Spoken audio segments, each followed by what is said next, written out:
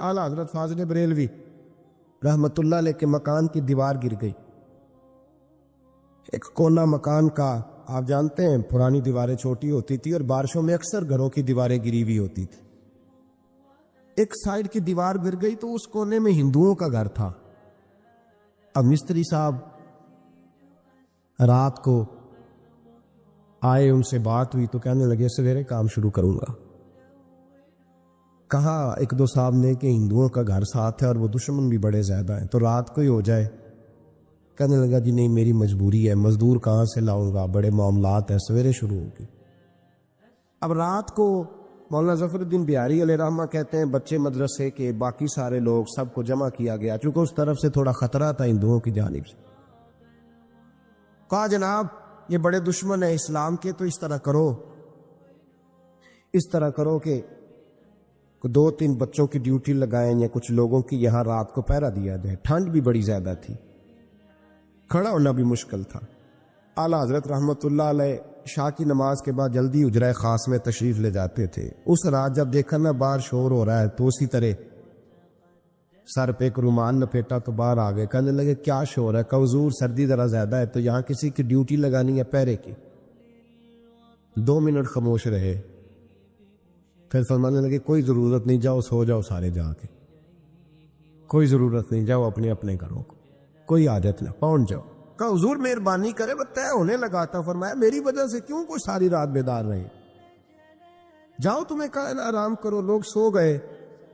صبح فجر کی نماز پڑھ کے اعلیٰ حضرت رحمت اللہ تعالی علیہ جب سیڑھیاں اتر رہے تھے رضا مسجد کی، تو وہ جس ہندو کی جانب سے زیادہ خطرہ تھا وہ سیڑھیوں پہ بیٹھا تھا، مسجد کی سیڑھیوں پہ. سب لوگوں کی توجہ ہو گئی. کہنے لگا مولانا میں کلمہ پڑھنے آیا ہوں، مجھے کلمہ پڑھا کے مسلمان کر دو، میں کلمہ پڑھنے آیا ہوں، مسلمان کریں. لوگوں کی توجہ. اعلیٰ فرمانے لگے نہیں ابھی تو انتظار کر، تھوڑی دیر کے اچھی طرح سوچ لے، جذباتی فیصلہ نہ کر، یہ تو آ رہا ہے.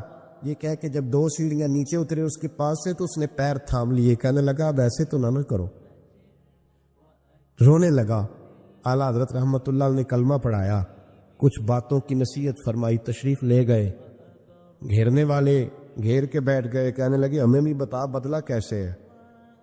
کہنے لگا دیوار گر گئی، آدھی رات تک انتظار کرتا رہا، پہرے دار کوئی نہیں، تو 2 تلواریں لے کر جب میں ان کے مکان کی جانب بڑھا، میں نے کہا آج گردن کاٹوں گا اور کاٹ کر کے نکلوں گا.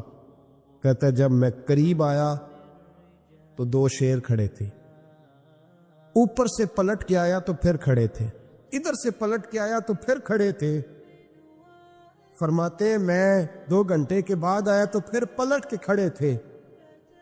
میں پھر 1 گھنٹے کے بعد آیا، سحری کا وقت ہوگا تو پھر پلٹ کے کھڑے تھے. اب میں ڈر کے بھاگا. کہتے فاضل بریلوی نے اپنی کھڑکی سے منہ باہر نکالا. کہنے لگے اور کتنا تجربہ کرے گا، مجھے تو لاوارث سمجھتا ہے؟ لاوارث ہوں میں، اور کتنا تجربہ کرے گا، بس کر مان جا. میں نے کہا حضور یہ کون ہے، مجھے بتائیے تو صحیح یہ کون ہے.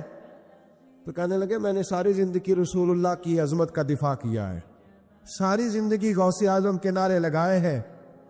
ابھی تو یہ مدد صرف غوث پاک جیلانی کی بھیجی ہوئی ہے، ابھی تو غوث اعظم کی بھیجی ہوئی مدد ہے. مولا علی ابھی پیچھے ہیں، 2 جہاں کے محبوب ابھی اس سے پیچھے ہیں، وہ تو ابھی پیچھے ہیں، پیچھے کھڑے ہیں کہ ضرورت پڑی تو ہم بھی تیار بیٹھے ہیں. او بھائی آج رواج ہو گیا، رواج. میں نے 2-4 دن پہلے بھی کہا تھا، لوگ کہتے ہیں نہیں کوئی نہیں ضرورت، سامنے سارا کچھ نظر آ رہا ہے. او خدا کے بندو یاد رکھو نسبت ہے بڑی چیز، جانے تو وہ دو میں.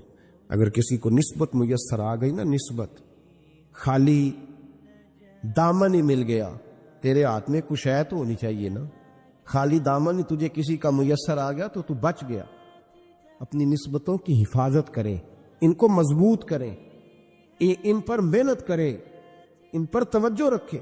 یہ نسبت جو ہوتی ہے نا، نسبت یہ دیکھیں نا ایک گتا ہے، عام کتاب کو لگا ہوا ہے تو جہاں مرضی رکھ دو، اس کی کوئی قدر نہیں. لیکن جو گتا قرآن مجید کو لگ گیا ہے اس کو بغیر وضو چھونا جائز.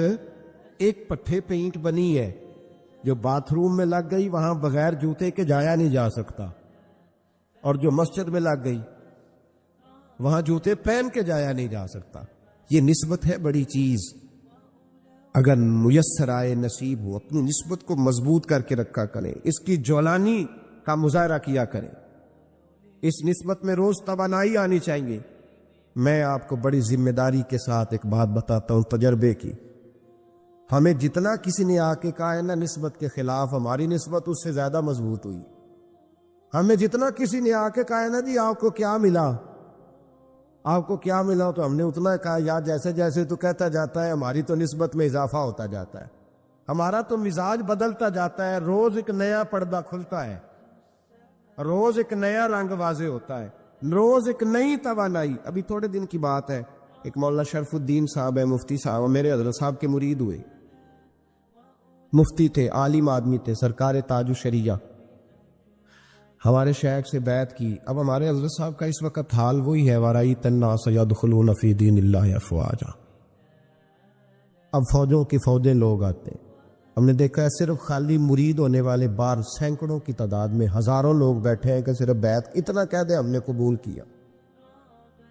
اس عالم میں جہاں حضرت صاحب کا اعلان ہو جائے کہ تشریف لا رہے ہیں, وہاں لاکھوں کا مجمع جمع ہو جاتا ہے اور ایک جھلک دیکھنے کو لوگ ترستے رہتے ہیں. یہ کیفیت ہم نے دیکھی. وہ دور گزر گیا. کبھی ایسا بھی ہوتا تھا ایک میں ہوتا تھا, ایک تو ہوتا, اور تیسری تنہائی ہوتی. وہ دور بیت جاتا ہے, وہ لمحے کسی کسی کو نصیب آتے. حضرت کا وہ مولانا شرف الدین صاحب کہتے ہیں مرید ہوا, تو مرید ہوا مجمع میں, رسی حضرت پھینکتے ہیں یا چادر پھینکتے ہیں تو پکڑ کے مرید ہوا, تو ساتھ ساتھ اور چادریں باندھی تھی, لوگوں نے پکڑی ہوئی. ایک مولانا, میں جب بیعت ہو کے آیا ان کو بتایا تو مجھے کہنے لگے یار تو ایسی جگہ مرید ہو گیا جو تیری بات بھی نہ سن سکے, جن کو تو دکھڑا بھی نہ سنا سکے, جو مصروف ہی بڑے رہتے ہیں, کہاں مرید ہو گیا تو. ایسے پیر کا بیعت ہوتا جہاں تو جاتا وہ تیرے پاس آتے, گفتگو ہوتی, بات چیت ہوتی. کہتے جب انہوں نے مجھے بہت زیادہ قائل کیا نا, بہت زیادہ, تو میں نے ارادہ کر لیا. میں نے کہا بات ٹھیک ہے, بیعت کہیں اور ہونا چاہیے تھا. کہتے میں عشاء کے بعد سویا تو حضرت صاحب مجھے خواب میں ملے, خواب میں, اور فرمانے لگے مولانا جب آپ مرید ہوئے تھے تو آپ اس جانب بیٹھے تھے, اس کونے میں آپ تھے, اتنے لوگ آپ سے پہلے تھے, اس حال میں آپ مرید ہوئے تھے, اور جہاں تک بات چیت کرنے کی بات ہے تو آپ نے جو دل میں سوچا تھا وہ میں نے آ کے آپ کو بتا دیا ہے. پھر بھی بڑی ضرورت ہو تو میرے صاحبزادے کا نمبر لے لے اور فون کر لیا کریں, بات ہو جایا کرے گی. کہتے ہیں یہ ابھی بات ہو ہی رہی تھی کہ میرے دروازے پہ دستک ہوئی تو میری آنکھ کھل گئی. میری آنکھ کھلی تو میں پریشان ہوں کہ نمبر تو ملا نہیں. ایک انجینئر صاحب میرے محلے میں رہتے تھے, فرماتے ہیں وہ شام کو میرے پاس آئے اور کہنے لگے مولانا سنا ہے آپ حضرت مفتی اختر رضا صاحب سے مرید ہو گئے. میں نے کہا ہاں. تو کہنے لگے میں ان کے مدرسے میں کام کر کے آئے ہوں, میرے پاس ان کے بیٹے کا نمبر ہے, چاہیے آپ کو؟ نمبر ہے چاہیے. کہتے ہیں نمبر مجھے وہ شام کو گھر آ کے دے گئے. اب جب میں آستانہ نور پہ بریلی شریف ملنے کے لیے حاضر ہوا تو میرے دل میں خیال آیا, جب میں اندر گیا نا تو میرے دل میں خیال آیا حضور خواب جو آئی تھی اتنی بھی جلدی کیا ہے, ذرا ٹھہر جائیے. آپ ملے جو تھے تو صاحب نمبر بھی دے ہی جاتے. میرے دل میں خیال آیا تو السلام علیکم کے بعد حضرت کہنے لگے مولانا مجھے تو جلدی کوئی نہیں تھی, آپ کے دروازے پہ دستک ہو گئی تھی. مجھے تو کوئی جلدی نہیں تھی, آپ کا دروازہ بجنے لگا تھا, مجھے تو جلدی کوئی نہیں تھی لوٹنے کی. ہر مشکل دی کنجی یارو ہاتھ مرداں دے آئی, اور مرد نظر کرے جس ویلے مشکل رہے نہ کائی. بس لوگوں یہ یاد رکھو اور اس پہ عمل کرو, اپنی نسبتوں کو مضبوط کرے. ہمارا تو جیسے دن کا اجالا چمکتا ہے نا, چمکتا ہے دل کا اجالا, جیسے نیا دن چڑھتا ہے ہمارے لیے تو ایک نئی روشنی لے کے آتا ہے. اپنے آپ کو بیدار رکھیں. سورج اگر باہر پورا نکل آئے نا تو جو آدمی آنکھیں زور سے بند کر لے اسے کوئی شے نظر نہیں آتی. پورا سورج نکلا ہوا بھی ہو, سورج اسے نظر آئے گا جس کی اپنی آنکھیں بھی کھلی ہوں گی. تو آنکھیں نہیں کھول رہے, تو آنکھیں نہیں کھول رہے, آنکھیں یہ شکوہ آنکھیں نہ کھولنے کا ہے. آنکھیں نہیں کھول رہے تو سورج کیسے نظر آئے گی؟ بات ذرا سخت ہے پر چلو آپ میرے عزیز ہے کر جاتا ہوں. ملا رومی رحمت اللہ تعالی علیہ فرماتے ہیں مجھ سے ایک شخص نے کہا کہ نبی پاک صلی اللہ تعالی علیہ وسلم اگر سراجم منیرہ ہے تو نظر کیوں نہیں آتے؟ تو میں نے کہا الو اگر آنکھیں بند کر لے تو اسے کوئی شے نظر نہیں آتی. آنکھیں بند کر لے تو اسے کوئی شے نظر، تو آنکھیں تو کھولنا، آنکھیں کھول. یا میں اپنے کمرے میں یوں پردہ آگے کر کے لائٹ بند کر کے باہر شور مچاؤں، سورج کوئی نہیں، سورج کوئی نہیں، تو مجھے کوئی بندہ کہے گا پاگل اس طرح کر، باہر نکل، ادھر آ تجھے دکھاؤں سورج ہے کہ نہیں، تیری تو اپنی آنکھیں بند ہے. اقبال کہتے ہیں دل بینا بھی کر خدا سے طلب، آنکھ کا نور دل کا نور نہیں، اندر کی آنکھیں کھول. اندر اتنا اندھیرا ہے تو باہر کیسے نظر آئے گا؟ لوگ آنکھ ہی نہیں کھولتے، بس دائیں بائیں دیکھتے رہتے ہیں. نسبت کو مضبوط کریں. رب تو فرماتا ہے حبیب تو موجود ہے تو میں کافر کو بھی عذاب نہیں دیتا. اب یہاں خالص نسبت کا بیان ہے، خالص. یہ نہیں فرمایا کہ حبیب ان کے عمل اچھے ہیں تو میں عذاب نہیں دیتا. یہ نہیں فرمایا کہ حبیب یہاں خانہ کعبہ ہے تو میں عذاب نہیں دیتا. نسبت کی بات فرمائی، نسبت. یہ نہیں فرمایا کہ حبیب یہاں روز طواف ہوتا ہے تو عذاب نہیں دیتا، یہاں تلاوت ہوتی ہے تو فرمایا حبیب تو ہے اس لیے میں انہیں عذاب. مدینے میں کبھی زلزلہ نہیں آیا، پتہ ہے آپ کو؟ اس لیے نہیں آیا کہ وہاں میرے مصطفیٰ کا گنبد خضرا ہے. کوئی فصل وہ بیجتے نہیں، کوئی فصل بوتے نہیں، وہ کوئی فصل بھی، لیکن دنیا کی ہر شے آپ کو مدینے میں ملتی. جو سب سے اچھا پھل کھانا چاہے اسے مدینے میں جا کے ملتا ہے، اس لیے کہ وہاں گنبد خضرا کی ہریالی موجود ہے. دنیا کی ہر نعمت ملتی ہے اس لیے کہ گنبد خضرا جو موجود ہے. تو بھائی یہ نسبتوں کی بات ہے، نسبتوں کی. پرانی امتوں میں جب کوئی گناہ کرتا تھا تو دروازے پہ لکھا ہوتا تھا سویرے. میرے حبیب نے دعا فرمائی مولا یہ میرے ہیں انہیں رسوا نہ کرنا. اے اللہ میرے ہیں انہیں رسوا نہ کرنا. تو میرے بھائی سن لو اور یاد رکھ لو، لاکھوں پاپ بھی لوگ کر کے آئے، سویرے منہ دھو کے نکل آئے تو عرش کا مالک رسوا نہیں کرتا، بلکہ کہتا ہے تو میرے دامن میں چھپ جا. اندر جا کے جہاں گناہ کیا ہے وہاں جا کے دل سے سچی توبہ کر لے. میں قیامت میں بھی کسی کو نہیں بتاؤں گا کہ تو نے گناہ کیا. تو برکت کس کی ہے؟ رسول پاک کی. یہ برکت کس کی ہے؟ حبیب دو عالم کی صلی اللہ.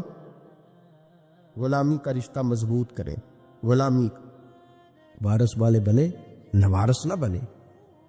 لوارث جیسی زندگی نہ گزارے، جہاں مرضی چلے گئے، جہاں مرضی چھٹیاں کار ہے، جتنے مرضی ٹائم بتائے، جو مرضی طبیعت میں آیا کرتے پھرے، پتہ ہی کوئی نہیں، حال ہی کوئی نہیں. یہ کوئی کیفیت نہیں ہے کوئی بھی. مجھے ایک صاحب کہنے لگے کہ ایک پیر بھائی پوچھ رہا تھا حضرت صاحب کا حال کیا ہے. میں نے آج کے بعد اس نے تجھ سے پوچھا تو بالکل نہ بتانا.